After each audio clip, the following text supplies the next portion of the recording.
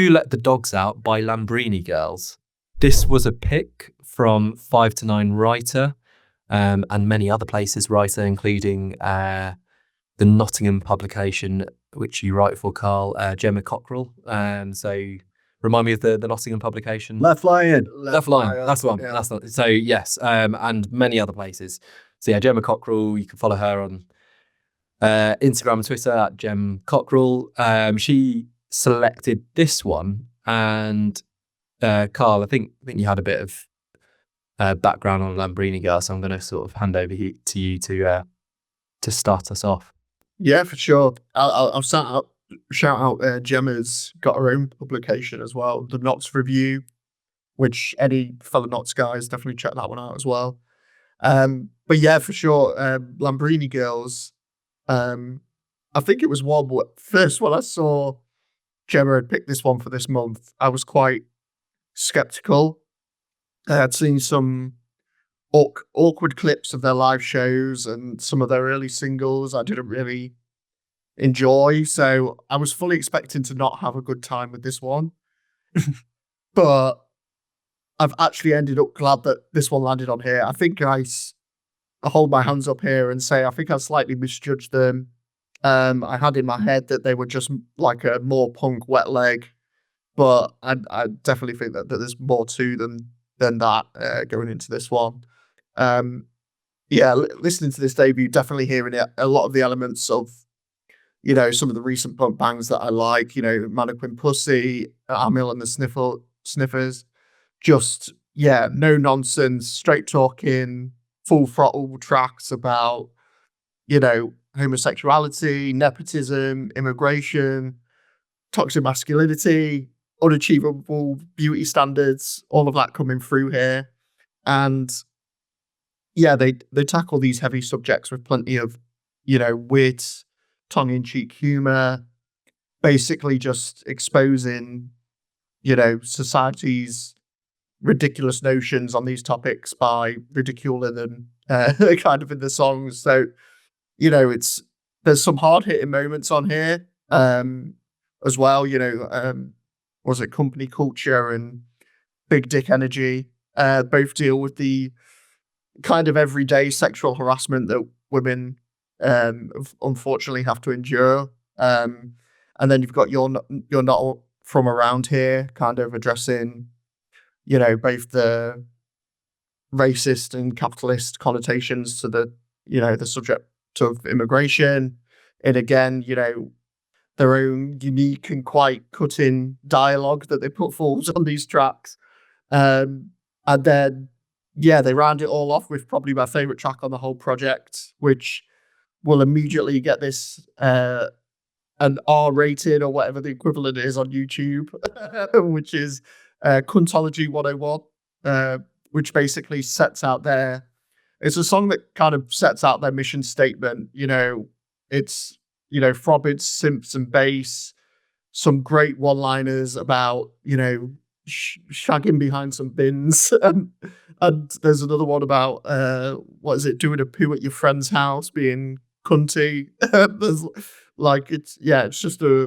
it's a great song. But ultimately behind all the funny one-liners, it's a song about empowerment and self-love. And I've got a lot of time for it, I must say. And I think there's a lot to like here. I think my reservation with it is that, there is other artists in that space right now that are probably maybe doing it a little bit better and in more interesting ways musically. Most importantly, I'd say, just looking at the last year, it doesn't have the eclecticism of, say, the Bob Vylan record or, those jaw-dropping riffs of Amil's last two records. And, the change of pace and the musicality, that balance that Mannequin Pussy's last record had. So, I'll give them credit in the fact that, those artists are all multiple albums in at this point, and this is only Lambrini Girls' first effort. But it's one of those where, at the same time, that's their competition, and it feels like they're coming out of the gates, maybe already lagging behind on that front. So I think they need to evolve and do it quite quick if they want to have the longevity that those other artists are seeing. But for sure, yeah. Overall, one that I enjoyed much more than I was expected to. I think the single pace of it has stopped me maybe going back to it too much, but it's one of those that, when I'm shuffling or when I do dive back into it, there's plenty of moments that put a smile on my face. So yeah, decent debut and a welcome surprise, I would say. Kiley, was it a welcome surprise for you? No, not at all. I, I always feel terrible, when there's the outside contributor puts, the album forth, and because I always, I don't want to be this way, but this record that, Karl, I mean, you summed it up in so many words the same way I feel about it. The way I kept on thinking about it is like, down the road in Albuquerque, there's this one venue that a lot of the times likes to do 5 bands in a night, which is not my thing at all. I think 3 is usually pushing it. But these shows start at 7 and go till midnight. And it feels like Lambrini Girls are the 11 o'clock spot. And I've been there for 4 hours, and I'm ready to go home. I think it's frustrating because, as we've discussed about a lot of the albums that you mentioned, that the social issues, the relatable viewpoints of being on this planet in 2025, I really want to be on board with what they're covering here. But it's a very long 29 minutes to me, very one note, and kind of all runs together. And at the end of the day, extremely grating. So yeah, that I will not be revisiting this one. A brief review for a brief album. So yeah, It was good for cleaning the toilet when I was listening to it. No, yeah, I mean, it has got energy. Maybe not big dick energy, but it does have. So yeah, I mean, I'm probably more with Karl, that I wasn't expecting much, but ended up enjoying it more than I did. I do have a quite different view on one of the songs, which I'll get to. But for me, I mean, and when I've heard it on shuffle as well, I'm going, oh, what's this Idols track? It's like early Idols. There's some real kind of cutting bass on here. So I found like the instrumentation better than I was expecting. Really, it's really caught a bit of the fire in certain circles, it seems. I saw some people saying album of the year or this kind of stuff, so I was quite intrigued. But yeah, I mean, 29 minutes where they do pack the thing, which I suppose we all seem to agree on, is they pack in a lot of social issues within them, quite a lot of humor packed into it, because yes, I smirked when he mentioned it before. He then obviously made a very serious point, Karl, about the sexual harassment, about big dick energy. But I mean, I've got from here about "you're not that big" as being one of the lines from that song, and it's funny as well as biting, and addressing toxic masculinity and these ills of society. So I think they pack in quite a lot, but I suppose the thing which does pull it back is that kind of lack of variety in what they're doing here. I think Bad Apple is a great start.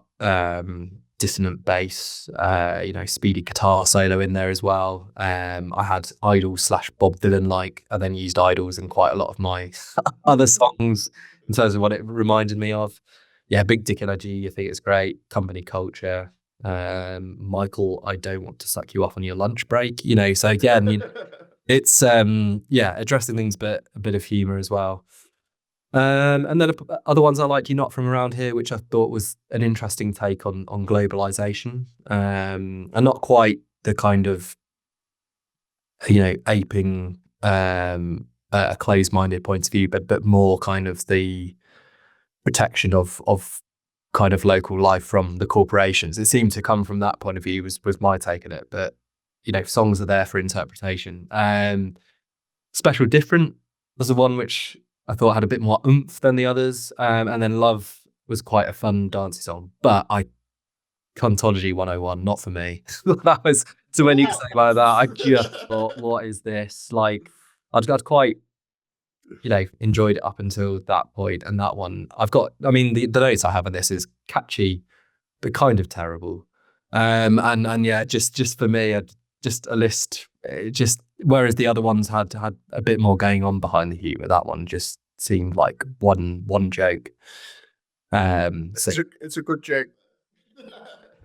I'd say liking that. I mean, saying that word, it's cunty. Yeah, it's I don't know. It's the kind of thrill of the whole taboo word.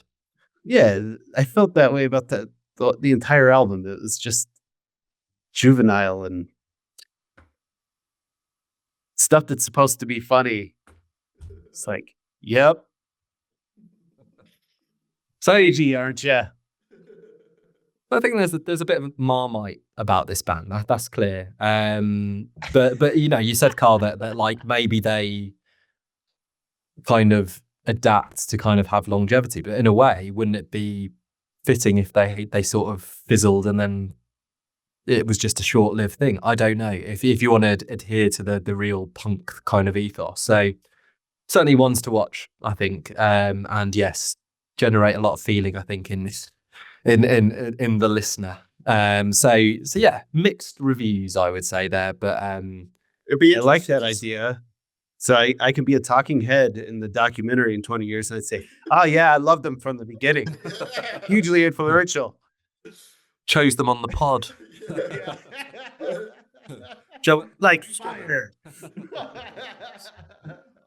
I was going to say, do you reckon they'll last longer or shorter than the Baha Men?